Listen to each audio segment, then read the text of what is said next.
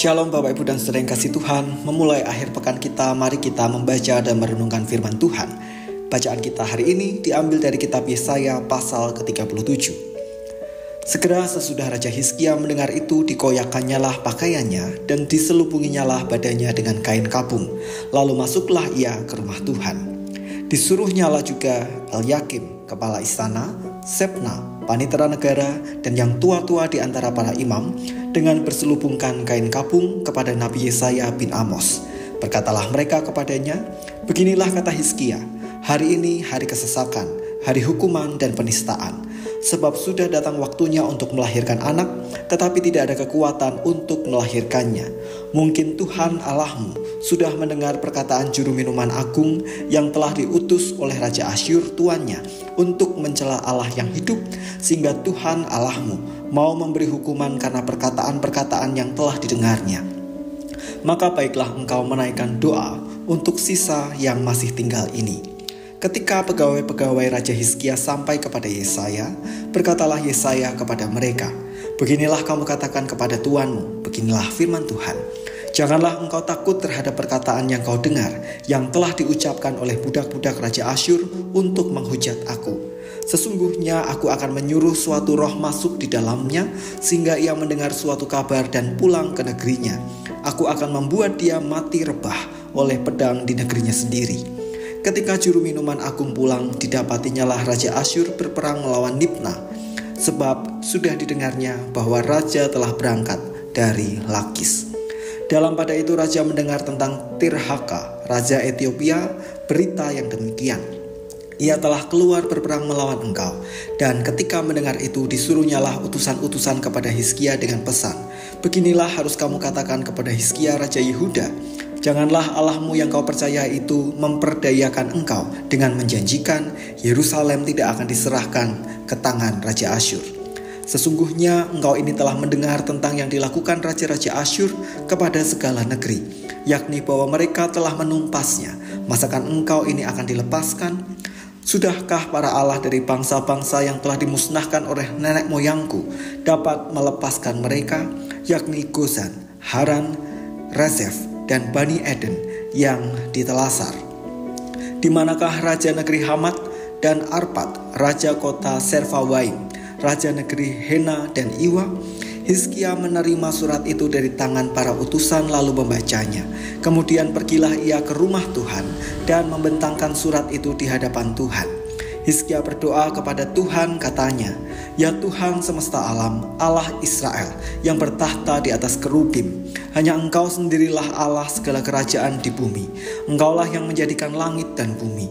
Sendengkanlah telingamu ya Tuhan dan dengarlah. Bukalah matamu ya Tuhan dan lihatlah. Dengarlah segala perkataan Sanherib yang telah dikirimnya untuk mencela Allah yang hidup. Ya Tuhan, memang raja-raja Asyur telah memusnahkan semua bangsa dan negeri-negeri mereka dan menaruh para Allah mereka ke dalam api. Sebab mereka bukanlah Allah, hanya buatan tangan manusia, kayu dan batu. Sebab itu dapat dibinasakan orang.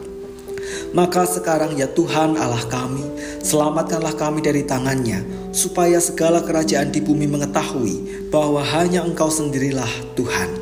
Lalu Yesaya bin Amos menyuruh orang kepada Hizkia mengatakan, beginilah firman Tuhan Allah Israel, tentang yang telah kau doakan padaku mengenai Sanherib Raja Asyur. Inilah firman yang telah diucapkan Tuhan mengenai dia.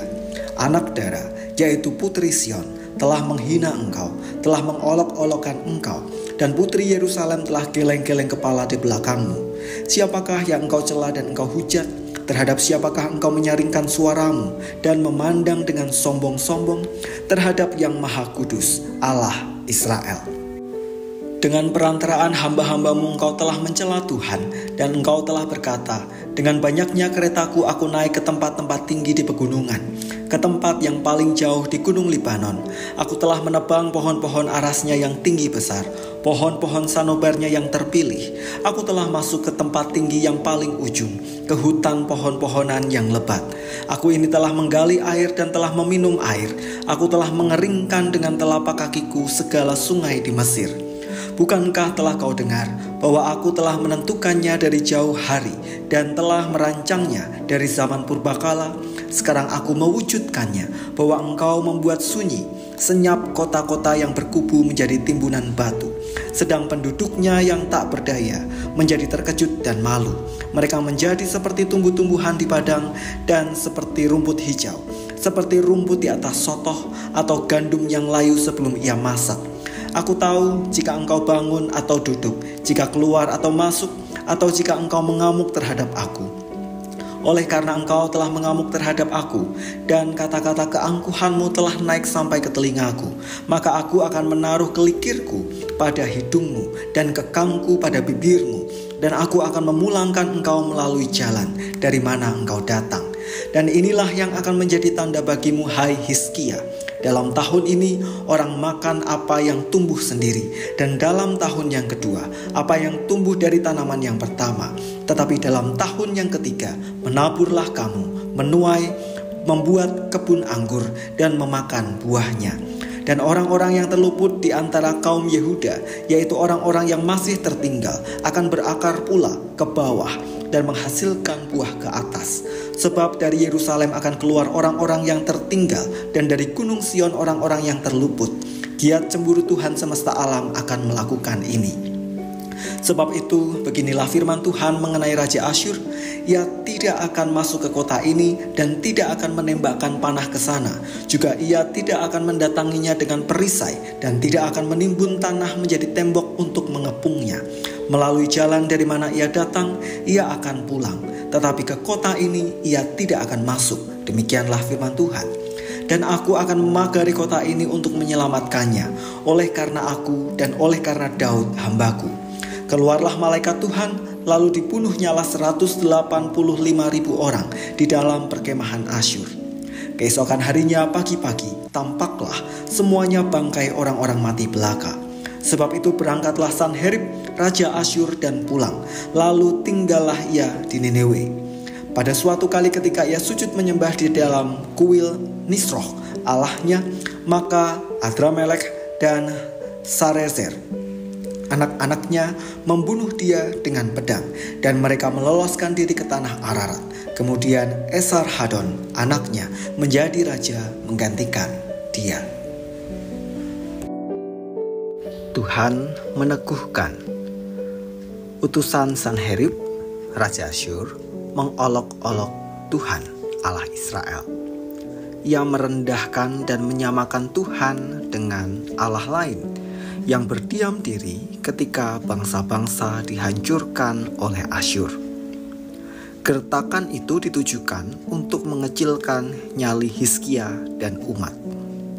Asyur tahu bahwa Israel memiliki Allah yang dipanggil dengan nama Tuhan dan percaya kepada kuasanya. Tetapi dalam kesombongannya Asyur merendahkan Tuhan agar Israel tidak percaya pada kuasa Tuhan.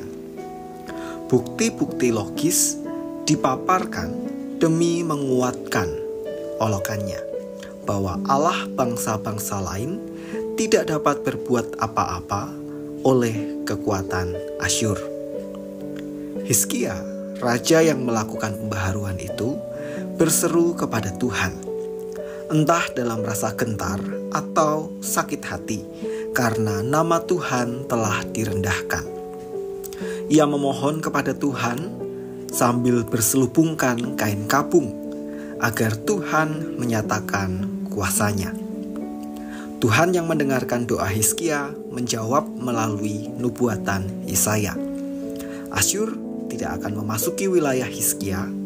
Seluruh pasukannya mati oleh malaikat Tuhan.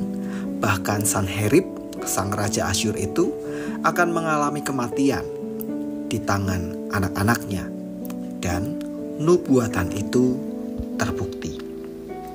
Bapak, Ibu, dan saudara kasih Tuhan, dari bacaan kita hari ini, mari kita belajar dua hal. Yang pertama, bahwa seringkali kuasa Tuhan memang tidak terjangkau oleh akal pikiran kita. Perbuatannya seolah-olah dapat digagalkan oleh keterbatasan logika kita. Tetapi itulah Tuhan. Kuasanya melampaui segala kuasa dan batasan.